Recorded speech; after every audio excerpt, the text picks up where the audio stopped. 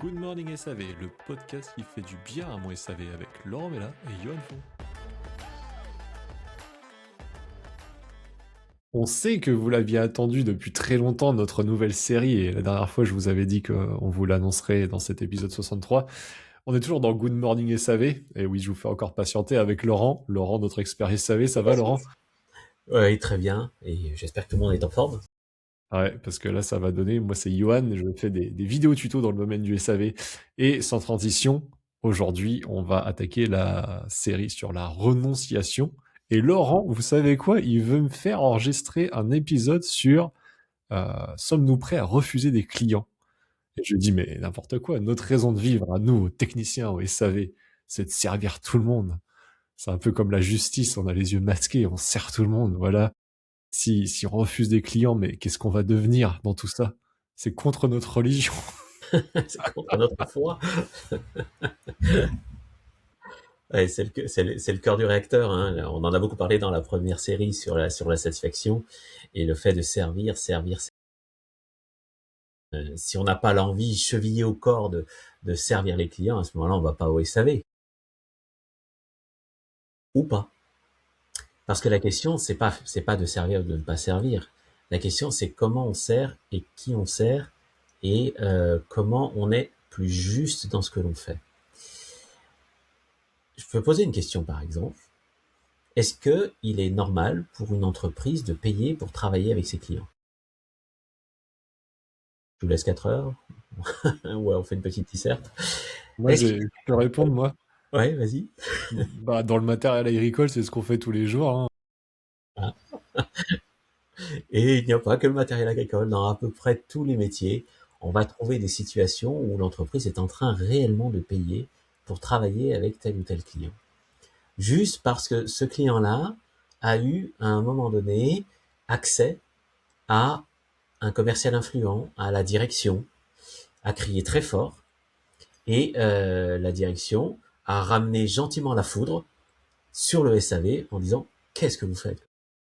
Comment c'est possible que tel client ne soit pas servi comme on l'a posé, qui tient, comment ça se fait que vous ne tenez pas les promesses qu'on a posées, etc. Je suis pas en train d'excuser les dysfonctionnements qui peuvent exister dans certains SAV où il y a des choses à travailler. On est bien d'accord, c'est pas de ça tout à fait dont je parle.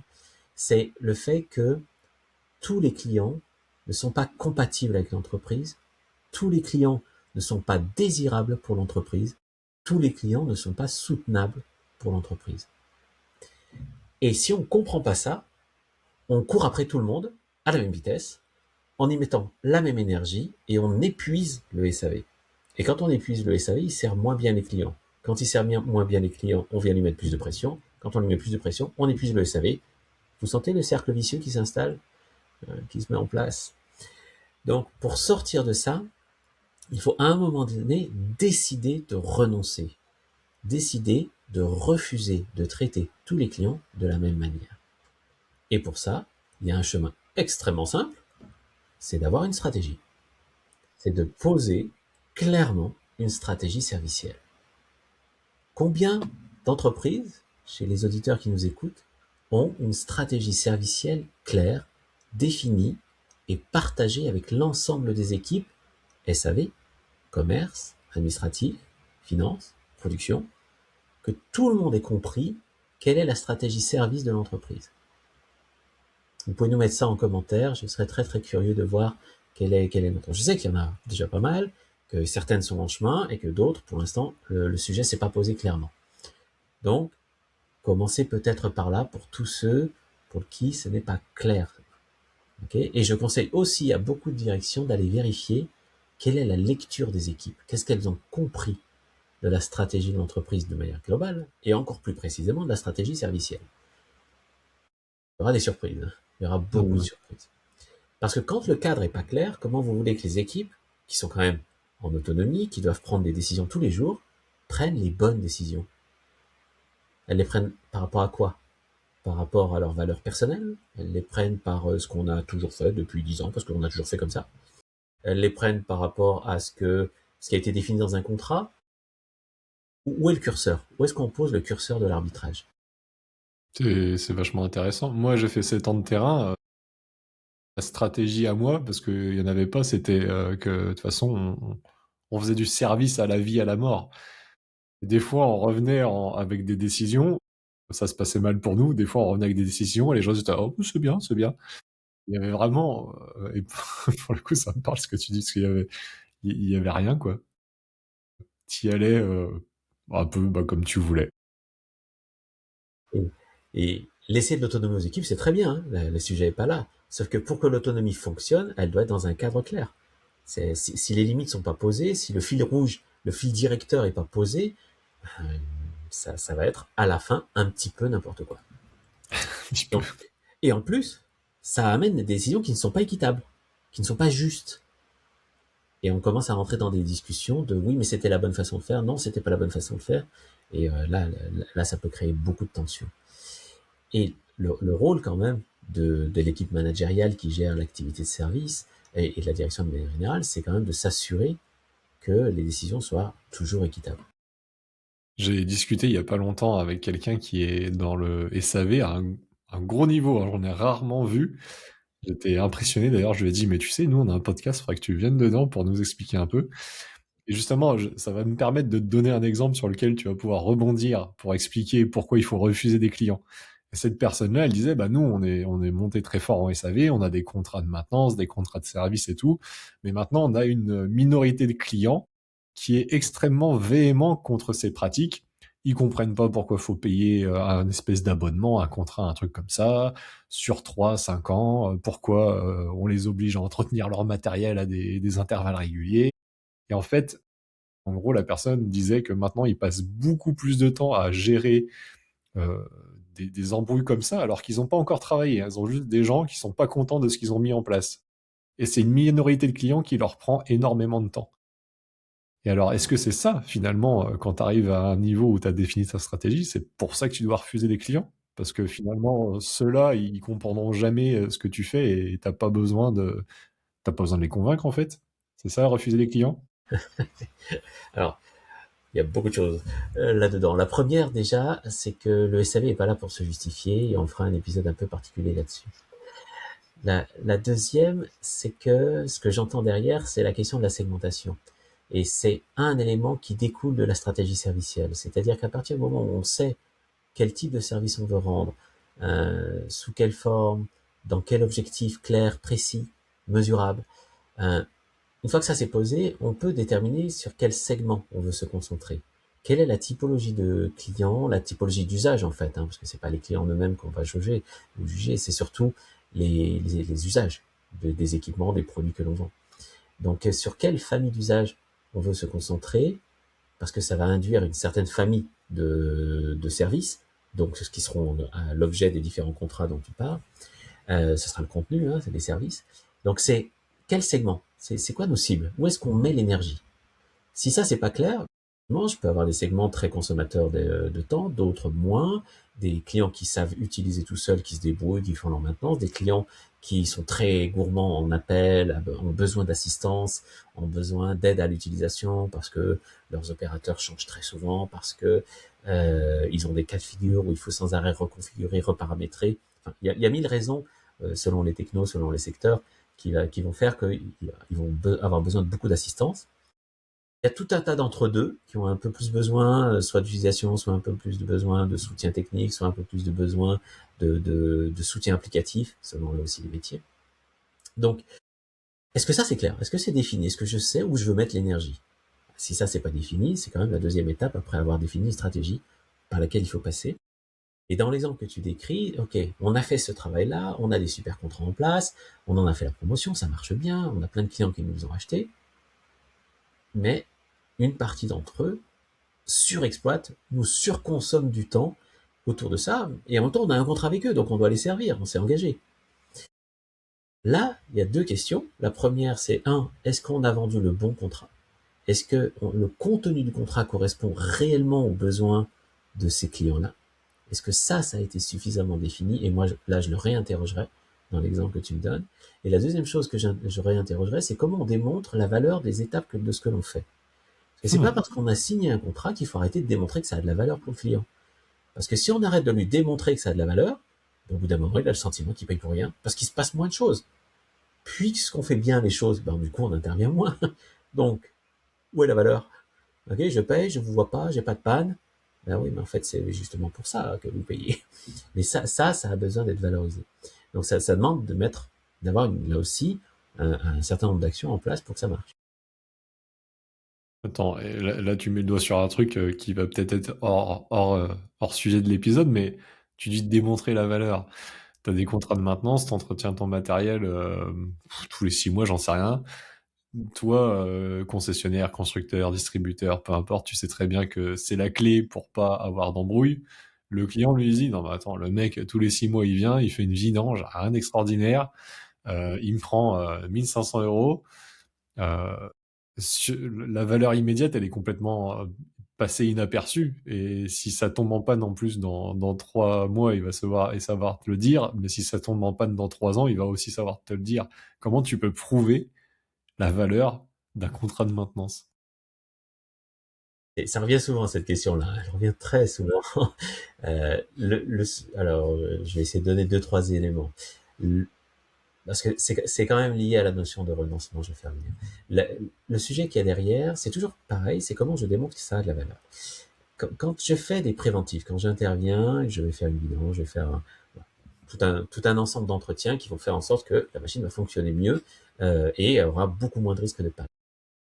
En tant que fournisseur, que je sois fabricant, distributeur, concessionnaire, loueur, à partir du moment où c'est moi qui possède la machine et qui l'ai mis à disposition du client, je suis censé être l'expert de cette machine. Donc je suis censé très bien la connaître. Si je suis censé très bien la connaître, je dois donc être en mesure de montrer que tel et tel cas de figure provoque une panne ou ne provoque pas une panne. Si on ne fait pas l'entretien tous les X 1000 heures, je sais normalement démontrer, statistiquement, par des exemples, par des cas vécus, par de la mesure, que à telle échéance, plus ou moins précis, c'est pas non plus à la minute près, mais quand même, à telle échéance, on va avoir tel genre de problème. Je dois être capable de l'expliquer et de le démontrer.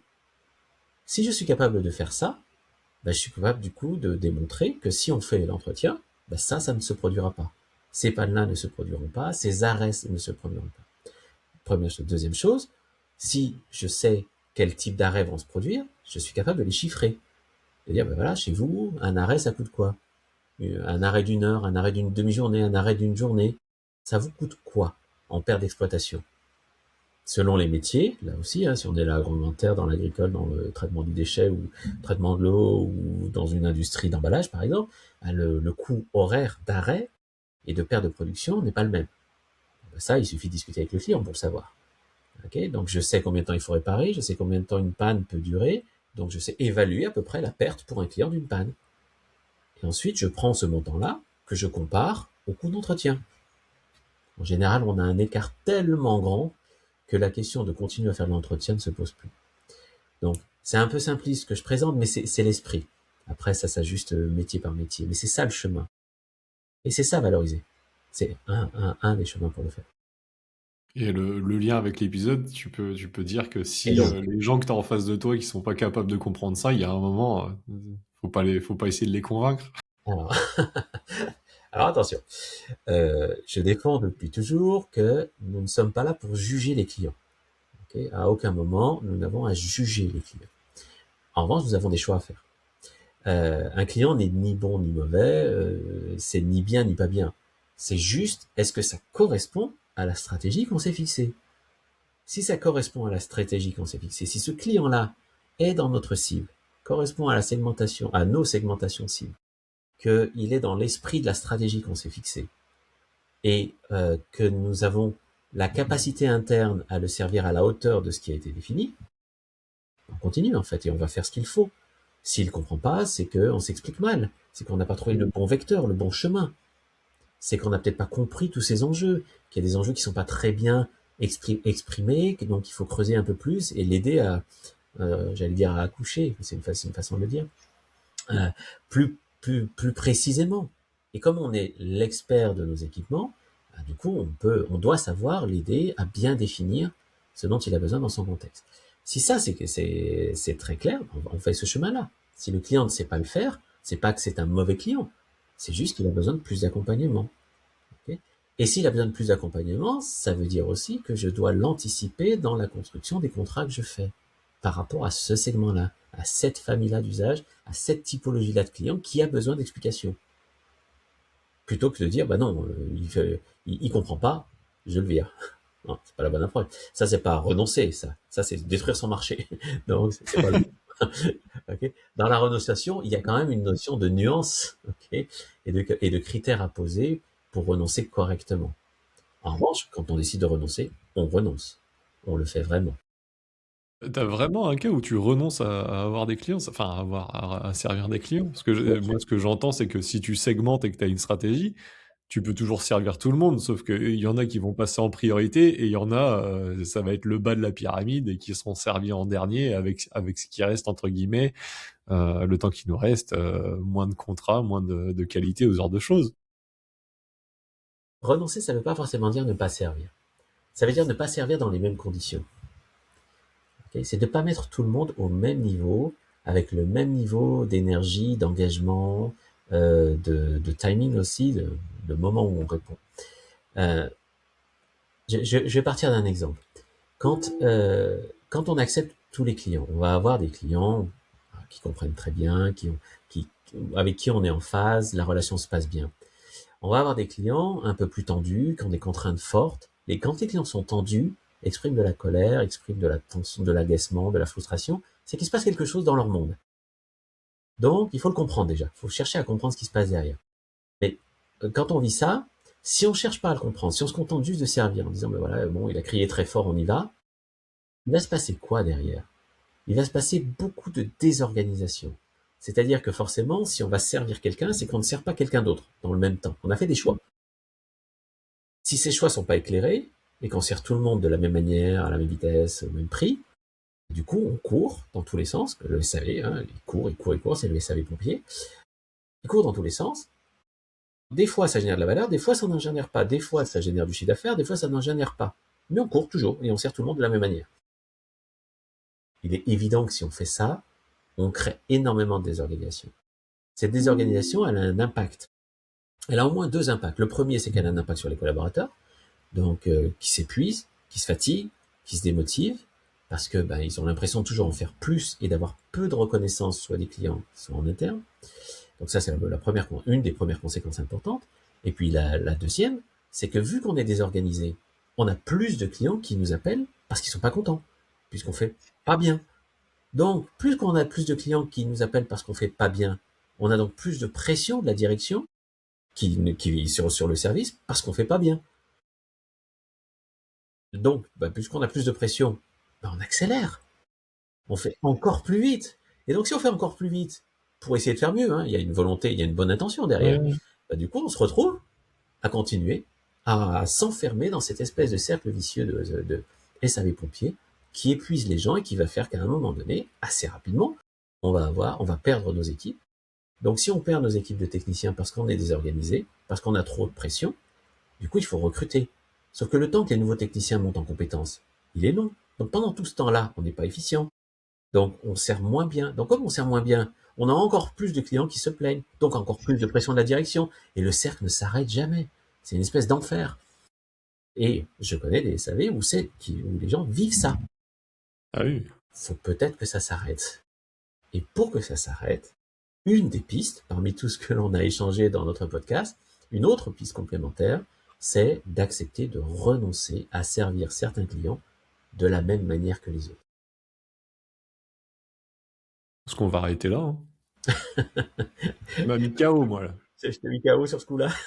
Ouais. Non, mais tu vois, j'étais en train de penser en même temps, alors il va falloir qu'on arrête bientôt, mais que on se plaint, enfin on se plaint. Il y a un phénomène qui pose problème depuis très longtemps dans beaucoup de secteurs, c'est l'embauche de techniciens. Et j'ai l'impression que ce dont on vient de parler, c'est quand même une composante qui pèse énormément sur les Oui, gens. oui, oui. L'organisation est une composante qui pèse extrêmement fort. C'est toujours un petit poil complexe de chercher à comprendre pourquoi des équipes s'en vont. Ce n'est pas qu'une question de personnes. C'est pas que les personnes se plaisent pas seulement qu'elles se plaisent pas ou que on les a mal managées. C'est une partie de la réponse potentiellement. c'est pas toujours le cas, potentiellement, simplement. Et dans tous les cas de figure, en revanche, il y a des questions d'organisation. Toujours, toujours, toujours. Le système dans lequel les techniciens font les choses, vivent les choses, prennent des décisions, fonctionnent, les moyens qu'ils ont, tout ça, ça a toujours un impact sur la décision de partir. Toujours. Même si, quand ils s'en vont, ils vous disent « j'ai trouvé mieux ailleurs et je suis mieux payé ». Ça, Ouais. c'est l'arbre qui cache la forêt. Hein. C'est juste une façon de... C'est comme un client qui vous quitte en disant « non, non, mais bon, vous n'avez pas fait ce petit truc-là », alors qu'en fait, derrière, il y a une multitude de frustrations qui sont accumulées, qui font qu'à un moment donné, ils décident. C'est un peu la même chose avec les techniciens. Et peut-être pour conclure aussi, pour être, j'espère, le plus clair possible, si je dois résumer, c'est que tous les clients ne sont pas stratégiques. Il faut vraiment l'avoir en tête. Que certains clients vous coûtent et vous n'êtes pas là pour payer pour travailler. Okay, sauf si vous l'avez décidé, si vous faites le choix de faire un investissement parce que c'est un client sur un des segments et un des secteurs sur lesquels vous voulez être présent. Et que le renoncement, ça va être la ligne directrice pendant cette série, le renoncement, c'est un acte de protection collective. Alors, est-ce que vous êtes prêt à refuser des clients? Dites-nous ça. On Et lira attentivement un commentaire. exactement, à la semaine prochaine. Bonne semaine à tous. C'était Good Morning SAV, le podcast qui fait du bien à mon SAV, présenté par Laurent Mella, expert SAV, et Johan Fon, créateur de vidéos tuto pour ton SAV.